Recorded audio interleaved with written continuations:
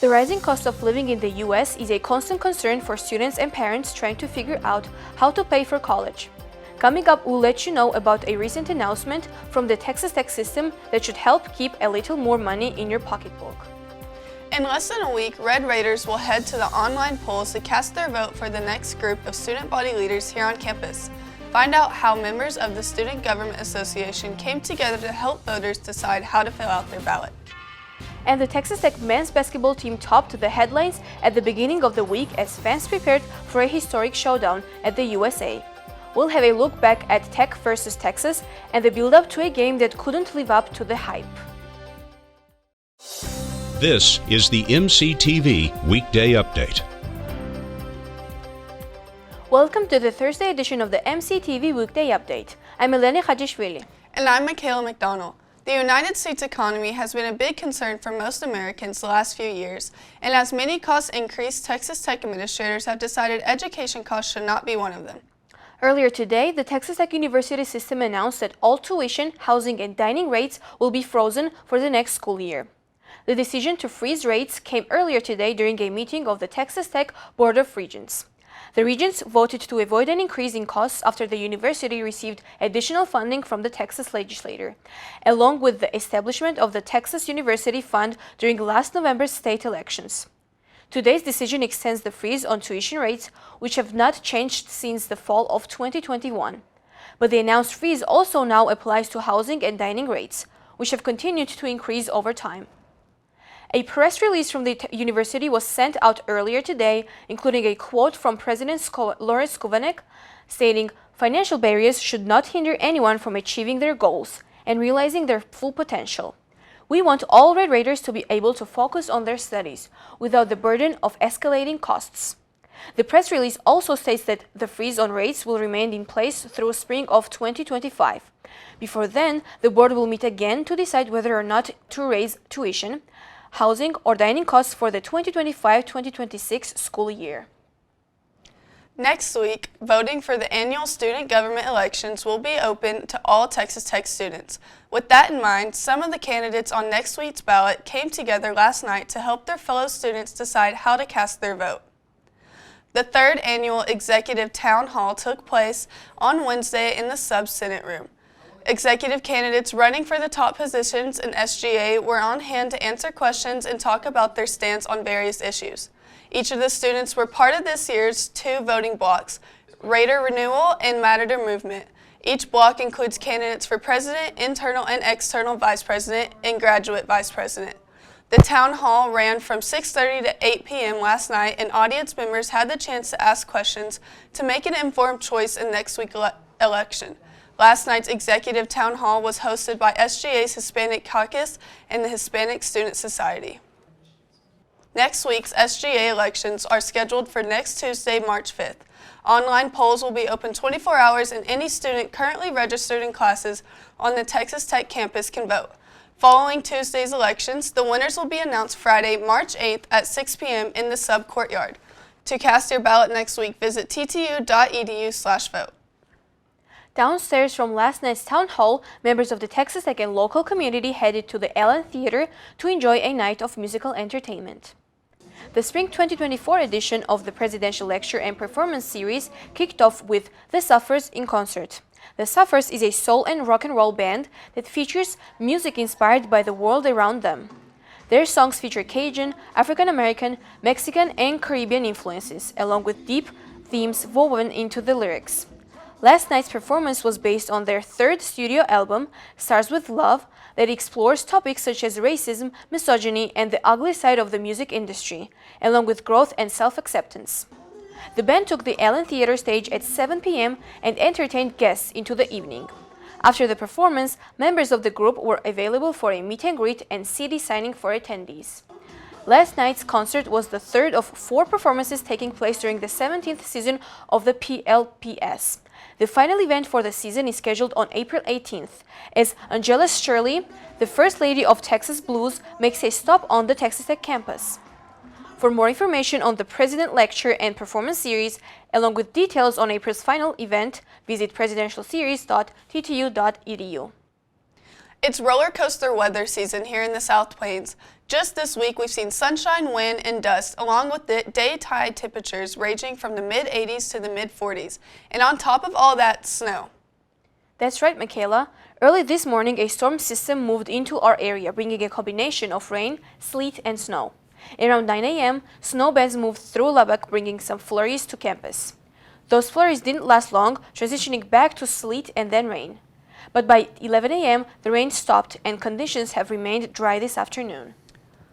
This morning's weather felt a lot more like winter, but we'll be seeing any more sleet or snow this weekend? Weather specialist Elisabeth Herring has a look at what we can expect heading into March in today's MCTV forecast. Elizabeth?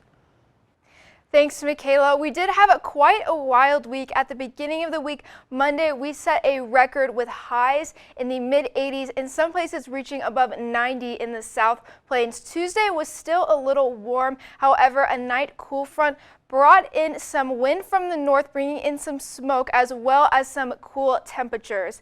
Yesterday, we didn't even get to 50 degrees with a high of 46, low right around freezing. Definitely cooler for this time of year and much different than what we saw at the beginning of the week. Taking a look outside right now, we do see mostly cloudy skies, a little bit of sun peeking through over Texas Tech campus, but we did see some flurries earlier this morning. However, it was not freezing long enough for any of it to stick or cause issues on commutes.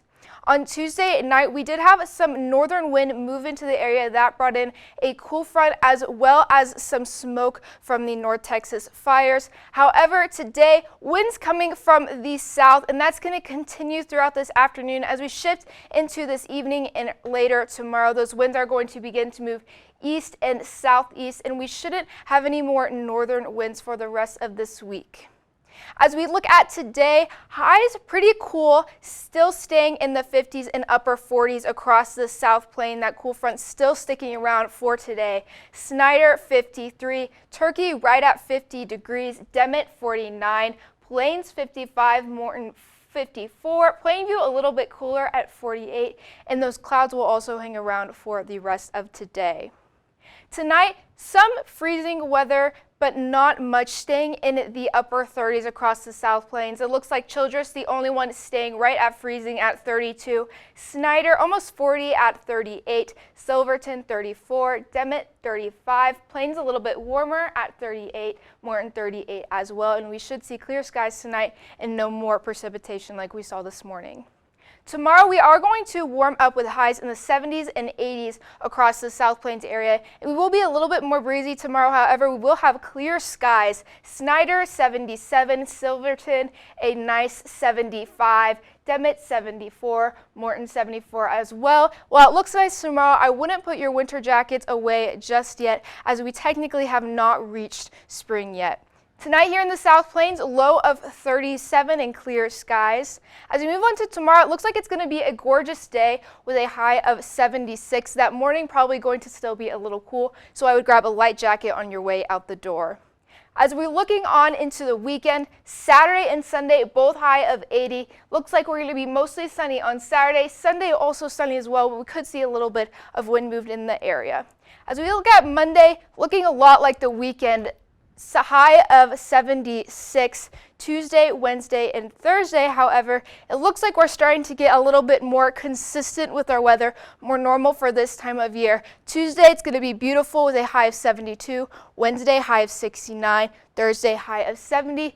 And lows going to be in the upper 30s next week. I'm Elizabeth, and it's back to y'all. Thanks, Elizabeth. Other than the weather, the big story here on campus this week revolved around the final regular season showdown between the Texas Tech men's basketball team and the University of Texas. The build-up to Tuesday's matchup included a Red Raider tradition that held fans get pumped up for the game. Beginning last Friday, students began to camp out on the west side of Urbanovsky Park to secure a spot in line for the big game. The collection of tents known as Raider Row or Raiderville gave the students a chance to show the most support possible for the men's basketball team, even if that meant not sleeping in their normal beds. For some students, that simply included a sleeping bag and a basic tent. Others brought more extravagant items, such as an inflatable furniture and grilling supplies. Texas Tech's spirit has consistently on display, with students enjoying their time outside. Students played soccer on the rugby field, conducted campfire homework sessions, and battled on the sand volleyball court. Campers also hosted simple cookouts and enjoyed DJ's music that could be heard across the park, all while getting ready to help create one of the most intimidating environments in college basketball. I mean, I'm a freshman, so this is my first UT versus Tech game, so it's gonna be really energy level's gonna be high. It's gonna be super fun. I think since it's the last game that they'll be here, it's gonna be pretty good. So yeah. Monday night before the game, tents could be seen wrapping all the way around the park with camp as far as the sand volleyball pits. Campers were required to take down their tents on Tuesday morning, but the tents were later replaced by a line of students that stretched all the way back to the east side of the park. Although the build-up to Tuesday night's game got many fans excited for the showdown with UT, it didn't take long for emotions to turn inside the USA. Shortly after tip-off, the Longhorns took control, hitting 3 shots before the Red Raiders could even get on the board. Texas continued their momentum, building up a 20-point lead before the first half hit the 2-minute mark. Texas Tech put up shot after shot, but couldn't get them to fall. Tech's lack of offense and struggles on defense led to a 24-point deficit at the half. After the break, things got even worse for the Red Raiders as the Longhorns extended their lead to 29, leading 57-28 with 17 minutes to go. Tech finally began to cut into UT's lead near the 10-minute mark, but a flagrant foul by Longhorn Brock Cunningham nearly derailed the game. Cunningham ran across the court and hit Tech's Darion Williams, leading to an outburst by both teams and the fans. The situation turned quickly, with fans starting to throw items on the court and several getting out of control in the stands. With the situation getting worse, head coach Grant McCasland finally got on the mic and worked to calm things down. Listen, hey, right here, everybody listen. Everything that gets thrown on the floor, we're going to get a technical foul. Listen to me, it's got to stop. It's got to stop. Nothing else on the floor. Am I clear?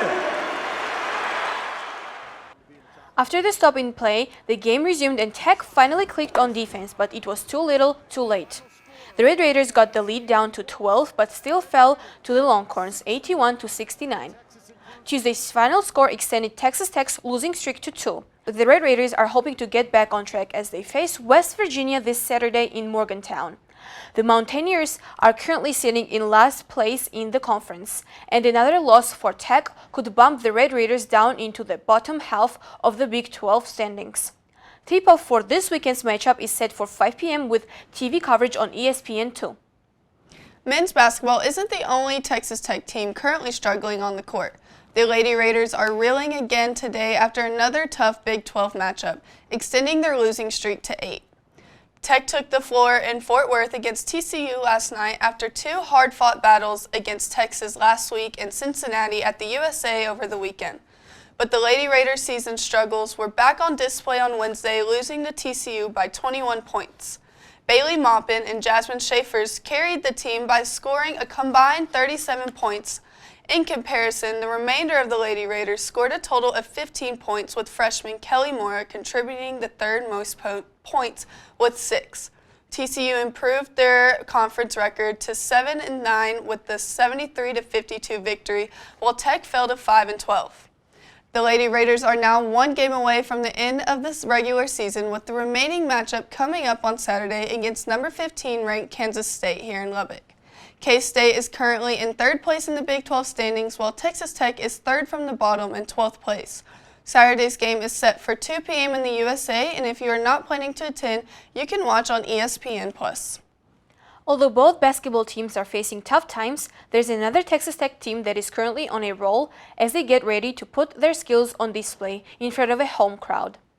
The Texas Tech softball team is riding a 6-game winning streak after defeating the New Mexico Lobos in a solo showdown yesterday in Albuquerque. The Red Raiders got off to a quick start with a 3-run homer by senior infielder Riley Love in the top of the 1st inning. 2 batters later, freshman Reagan Jennings followed up with another homer, pushing Tech's lead to 4 and racking up the biggest inning in the game. Left fielder Ariana Villa also had a big day with 3 hits, including a double in the second and a home run in the fourth. Beyond that, Tech's pitching did the rest of the work, limiting the Lobos to just 2 runs off of 6 hits. The Red Raiders improved to 13-3 on the season with a 9-2 victory. Texas Tech now gets to spend their weekend in Lubbock after playing on the road for their first 16 games. Red Raiders softball's home opener starts with a doubleheader tomorrow at Rocky Johnson Field to kick off the Janine McKinney Memorial Classic. Tech will take on Merrimack College at 11:30 a.m. followed by UTEP at 2. The action continues on Saturday with another matchup with Merrimack at 4:30 p.m. and an evening finish under the lights against New Mexico State at 7 p.m. Opening weekend for the Red Raiders ends on Sunday with round 2 against NMSU at 12:30 p.m. All of this weekend's home field action will be available through ESPN+. Meanwhile, across Marshall Sharp Freeway, the Red Raider baseball team will also be in action on campus as they host Gardner Webb in a 3-game series at Danilo Field at Rip Griffin Park. Game 1 is set for tomorrow at 6:30 p.m., followed by a 2 p.m. first pitch on Saturday, and a 2 p.m. start for the closer on Sunday. If you're not headed to the ballpark, you can catch all the action on ESPN+. So Elaine, did you know that today is Leap Day? No, I had no idea. What about you? I did. I found out this morning. That's all for today's edition of the MCTV Weekday Update. Thanks so much for joining us, and be sure to check ttuhub.net every day for more news. We'll see you next week.